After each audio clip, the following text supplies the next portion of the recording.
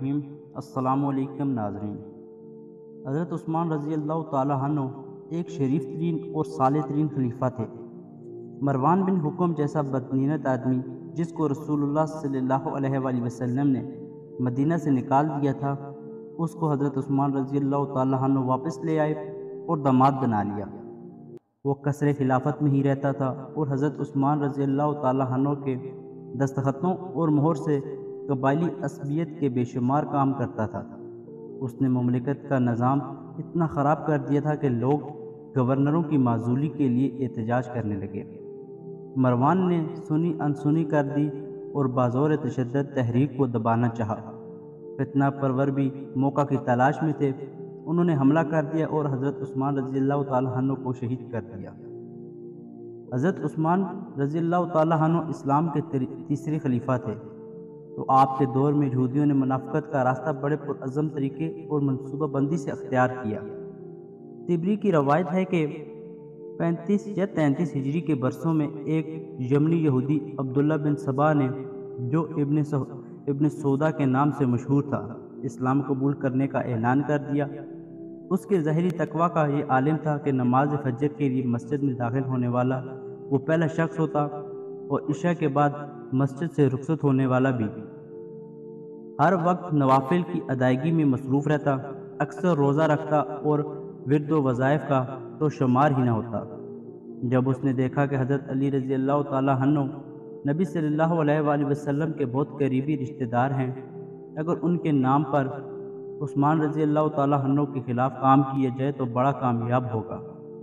عرب میں عبداللہ بن سبا اپنا کام نہ کر سکا کیونکہ یہاں صحابہ کی کافی بڑی تعداد موجود تھی، اس لیے اس نے عراق کے علاقے کا انتخاب کیا کیونکہ یہ علاقہ مسلمانوں نے فتح کر لیا تھا، لیکن یہاں پر اب بھی وہاں کے لوگوں کے دلوں میں ایرانی بادشاہ کی محبت اور مسلمانوں کے خلاف نفرت تھی۔ وہاں جا کر عبداللہ بن سبا نے لوگوں سے کہنا شروع کر دیا کہ یہ کیا بات کہ نبی صلی اللہ علیہ وآلہ وسلم کے رشتہ دار یعنی علی تو یوں ہی بیٹھے رہے اور ادھر ادھر کے لوگ خلیفہ بن جائیں۔ ابھی وقت ہے کہ عثمان رضی اللہ تعالیٰ عنہ کو ہٹا کر علی رضی اللہ تعالیٰ عنہ کو خلیفہ بنا دو۔ لیکن چونکہ بصرہ عراق میں صحابہ کی بہت ہی تھوڑی تعداد تھی جو نہ ہونے کے برابر تھی، اس لیے کوئی عبداللہ بن سبا کی باتوں کا جواب نہ دے سکا۔ اگر وہ ہوتے تو کچھ جواب دیتے۔ لوگ آہستہ آہستہ اس کی باتوں سے متاثر ہو کر عثمان بن عفان رضی اللہ تعالیٰ عنہ کے خلاف ہوتے گئے۔ جب بصرہ کے گورنر عبداللہ بن عامر کو عبداللہ بن سبا کی منافقت کی خبر ملی تو اس کو بصرہ سے نکال دیا اور یہ پھر کوفہ پہنچ گیا، وہاں سے بھی نکلوا دیا گیا۔ پھر یہ شام پہنچا، لیکن وہاں معاویہ گورنر تھے جنہوں نے اس کو وہاں سے بھی نکال دیا۔ عبداللہ بن سبا چونکہ تمام اسلام دشمن لوگوں کی پشت پناہی حاصل تھی، اس لیے وہ اس کام کو چلانے کے لیے پروپیگنڈا کرتا رہا۔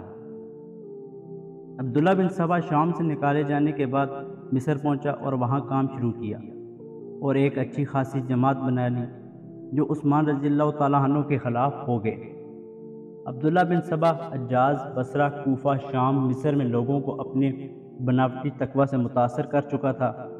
وہ خصوصاً ان لوگوں کی ٹو میں رہتا جنہوں نے موقع پرستی کے لیے اسلام کا لیبل اپنے اوپر لگا لیا تھا، لیکن دراصل وہ اس کی جڑیں کاٹنے کے در پہ تھے۔ جب اس نے ایسے بہت سے افراد جمع کر لیے تو اپنا منصوبہ ان کے سامنے پیش کیا جو سادہ مگر دو رس اثرات کا عامل تھا۔ اس نے اپنے ساتھیوں کو ہدایت کی وہ اس کے اشارے کے منتظر رہیں۔ اس نے ایک خط تیار کیا جو ہر علاقے میں اس کے متبدین خاص کو دوسرے علاقوں کے متبدین خاص کی طرف سے پہنچایا گیا۔ اس میں لکھا تھا، پیارے بھائی، آپ خوش قسمت ہیں، آپ کے علاقے میں اسلام زندہ ہے، گورنر دیانتدار ہے، انتظامیہ منصف مزاج ہے، جبکہ میرے علاقے میں اسلام مردہ ہو چکا ہے، کوئی شخص اس پر عمل پیرا نہیں، گورنر شرابی اور عورتوں کا رسیہ ہے، انتظامیہ بدعنوان ہے، بہتری کا کوئی امکان نہیں۔ اس طرح کے خطوط مسلسل مدینہ سے ہر شہر میں آئے تو اس کے متمدین نے نمازوں کے بعد مساجد میں پڑھ کر سنائے اور اسی طرح ہر شہر سے ایسے ہی خطوط مدینہ آئے۔ پہلے تو لوگوں نے کوئی توجہ نہ دی، لیکن جب اسی طرح کے خطوط مسلسل آنے لگے تو عوام میں ناراضی پھیلنے لگی۔ بعض نے یہ اطلاعات خلیفہ حضرت عثمان رضی اللہ تعالیٰ عنہ تک بھی پہنچائیں۔ اپنے معمول کے مطابق انہوں نے فوراً کارروائی کی اور لوگوں سے مشورہ کیا کہ کیا کرنا چاہیے۔ فیصلہ ہوا کہ مدینہ سے بااعتماد اور غیر جانبدار لوگوں کو ان علاقوں کے دورے پر بھیجا جائے جہاں کے بارے میں شکایات کی گئی ہیں۔ وہ اسلام سے دور ہو گئے ہیں اور یہ لوگ خود مشاہدہ کر کے الزامات کی تحقیقات کریں۔ بظاہر یہ لوگ گروہوں کی شکل میں نہیں گئے بلکہ ہر ایک اپنے لیے مقررہ علاقے کی طرف گیا۔ طبری کے مطابق تمام نمائندے اپنے مقررہ وقت پر دارالحکومت پہنچ گئے اور یہی خبر لائے کہ نامعلوم افراد کی طرف سے عائد کیے جانے والے الزامات بے بنیاد ہیں اور آلات بہت اچھے ہیں اور معمول کے مطابق ہیں۔ تاہم بدقسمتی سے صوبوں میں اس قسم کا کوئی انتظام نہ کیا گیا جہاں لوگ حضرت عثمان رضی اللہ تعالیٰ عنہ کے خلاف پھیلائی جانے والی بے بنیاد کہانیوں پر مسلسل یقین کرتے رہے۔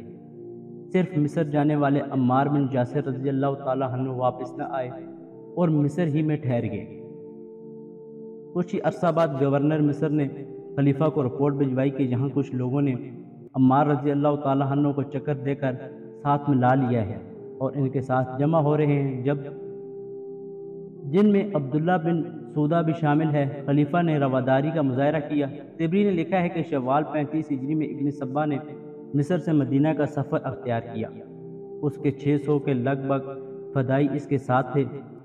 اپنے آپ کو ہر قسم کے شک و شبہ سے بالا رکھنے کے لیے انہوں نے اعلان کیا کہ وہ حج کے لیے جا رہے ہیں۔ ان کے ساتھ ہی بصرہ اور کوفہ سے بھی سبائی مدینہ کے لیے نکل کھڑے ہوئے۔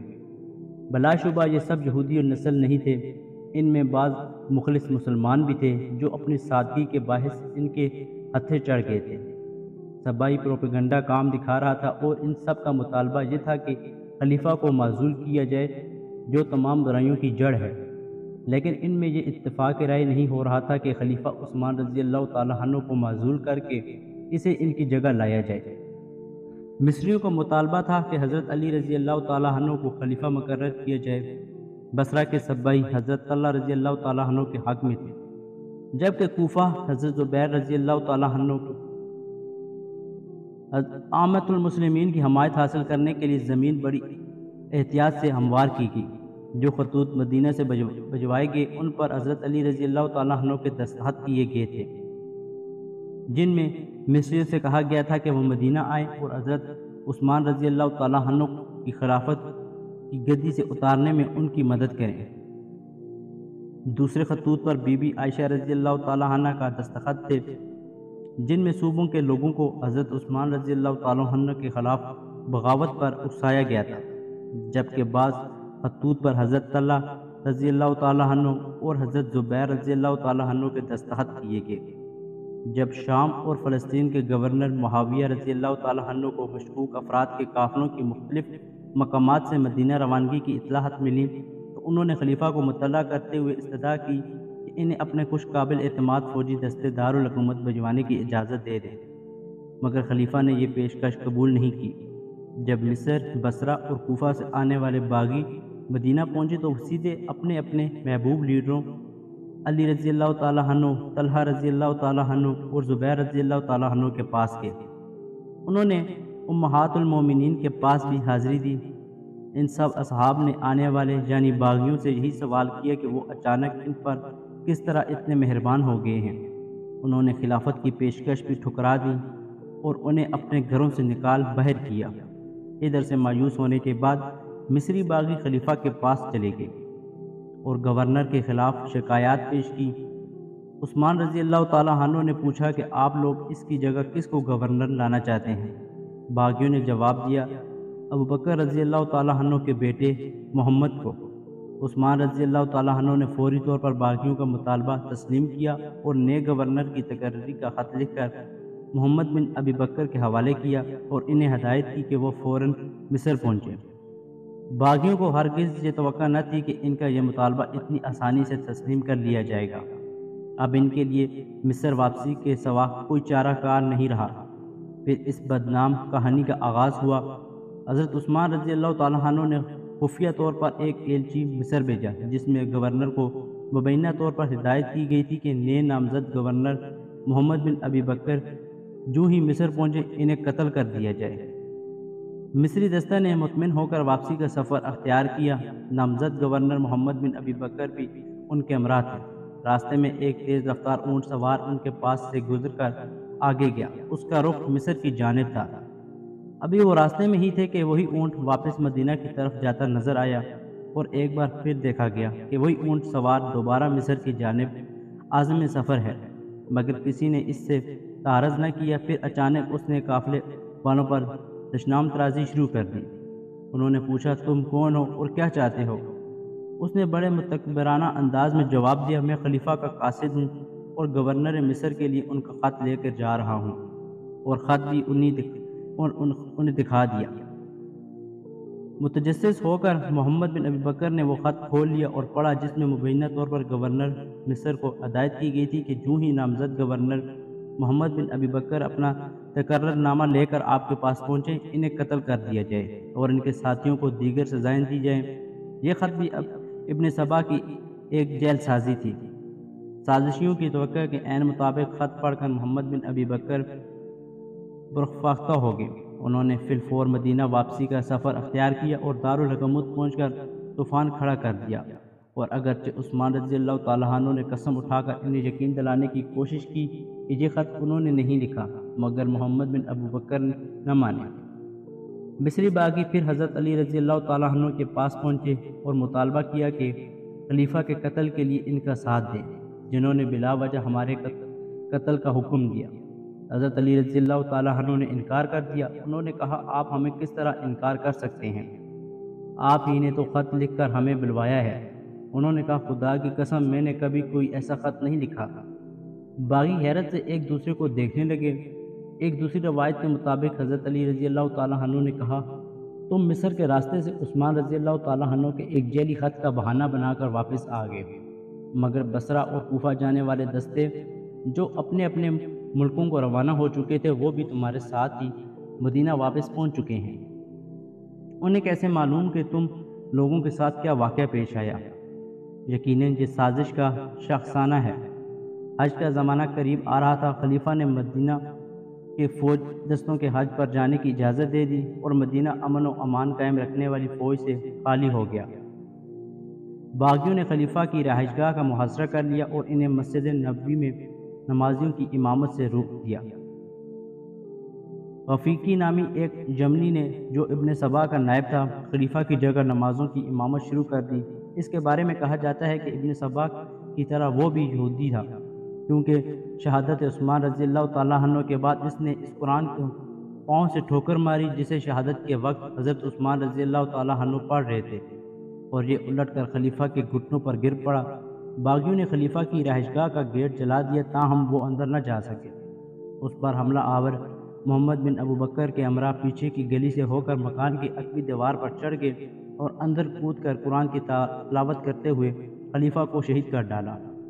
ان کی اہلیہ شوہر کو بچانے کی کوشش میں شدید زخمی ہو گئیں، ان کے ہاتھ کی انگلیاں بھی کٹ گئیں۔ باغیوں نے گھر میں لوٹ مار بھی کی۔ حملے سے قبل محمد بن ابو بکر نے محمر خلیفہ کی داڑھی پکڑ لی۔ جب خلیفہ نے انہیں شرم دلائی کہ اگر آپ کے والد ابو بکر یہاں ہوتے اور آپ کو اس حالت میں دیکھتے تو انہوں نے داڑھی چھوڑ دی اور واپس چلے گئے، تاہم دوسروں نے اپنا کام مکمل کر دیا۔